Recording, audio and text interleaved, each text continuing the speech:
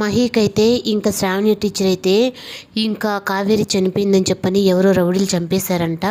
కానీ అది ఏందో మొత్తం అయితే నాకు కూడా తెలియదు.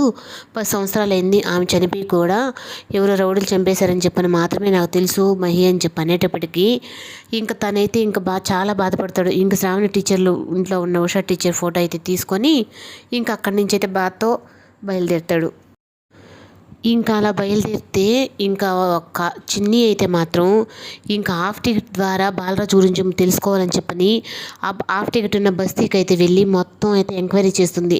హాఫ్ టికెట్ అని చెప్పని అరుస్తుంది. మళ్ళీ ఇంకా అందరినీ అడుగుతుంది, ఇక్కడ పొట్టిగా ఉంటాడు హాఫ్ టికెట్ ఏమైనా తెలుసా అని చెప్పని అంటే ఎవరు అయితే మాకు తెలియదమ్మా అని చెప్పి అంటాడు.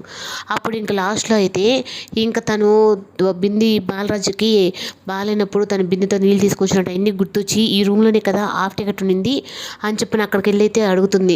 నేను 10 సంవత్సరాల నుంచి ఉంటున్నానమ్మా, హాఫ్ టికెట్ అనే ఆయన ఏమో ఉన్నాడంట, కానీ మేము వచ్చినప్పటి నుంచి మాత్రం రాలేదు, 10 సంవత్సరాలు అయిపోయి ఉంటుంది తను అని చెప్పనైతే తను అంటాడు. ఎలా తెలుసుకోవాలి నాన్న నీ గురించి, ఈ హాఫ్ టికెట్ ద్వారా అన్న నేను తెలుసుకుందామని చెప్పని ఒక చిన్న ఆశ ఉంది.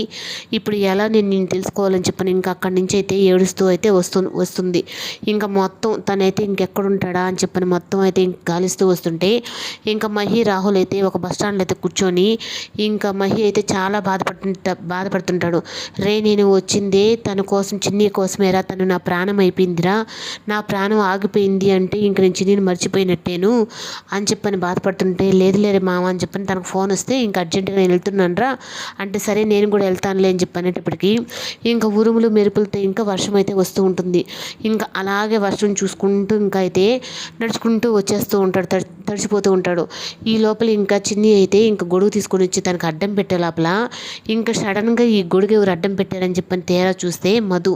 అప్పుడు ఏంటి మధు నీకు చేశానని చెప్పనని నాకు సాయం చేస్తున్నావా, తడని ఇక్కడ చేస్తున్నావంటే అవును, అప్పుడంటే నీతో గొడవ పడుతూ ఉండేదాన్ని, ఇప్పుడు నువ్వు నా మంచివాడవని అర్థమైంది కదా, అందుకే నీతో ఇలా చేస్తున్నాను అని చెప్పని నన్ను కాపాడినందుకు చాలా థ్యాంక్స్ అంటుంది.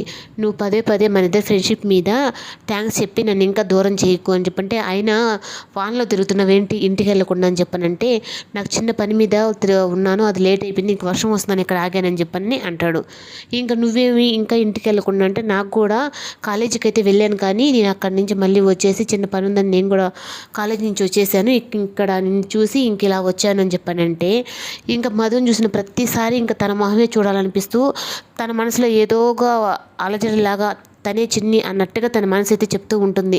ఇంకా చిన్నిని చూస్తూనే ఉంటాడు, తను నవ్వుతున్నా చాలా బాగుంటుందని చెప్పనని ఇంకా కూర్చొని ఇంకా బస్ స్టాండ్లోనే కూర్చొని మాట్లాడుతూ ఉంటే లోహిత శ్రేయ అయితే ఇద్దరు కారు వేసుకొని వచ్చి ఏంటి శ్రేయ మీ బావ నీకు 3 feet డిస్టెంట్ అని చెప్పనని మధుతో ఆ విధంగా సెకండ్లు ఇచ్చి మాట్లాడుతున్నాడంటే ఇంతవరకు మా బావ చేయని నేనే టచ్ చేయలేదు, ఈ మధు సెకండ్ల మీద సెకండ్లు ఇస్తుంది, ఇప్పుడే దాని పని చెప్తానని చెప్పని కారు దిగుతూ ఉంటే వద్దు ఇప్పుడు కానీ నువ్వు వెళ్ళావు అంటే మీ బావ దృష్టిలో నువ్వు చెడ్డదానం అవుతావు, అప్పుడు మధు గ్రేట్ అవుతుంది అని చెప్పనని ఇంకా లోహిత అయితే అవుతుంది.